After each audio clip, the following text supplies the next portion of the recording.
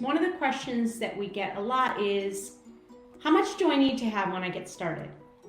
Or what's the breakdown? When am I going to need what? And I'll just quickly break it down for you. When you start the adoption process, now it's going to depend. It's going to depend on if you are working privately with a consultant or not a consultant at all, or if you're in the academy, which gives you a lot more leeway and a lot more wiggle room. I'd say when you begin your process outside of the academy, know at least where that money is coming from or what your plan is as far as getting your hands on the money that you're going to need. And I always tell people, plan on between $45,000 to $55,000 all in. I know it's a shitload of money.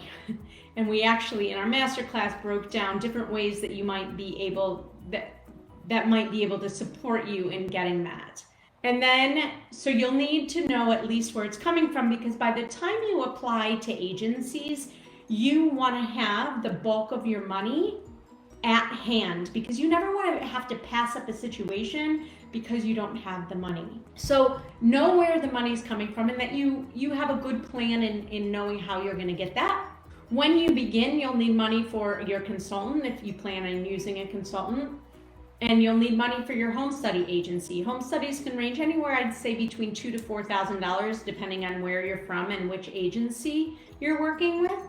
So you'll need that up front. However, don't start your home study until you know the path you're gonna take and until you know where the rest of the money is coming from.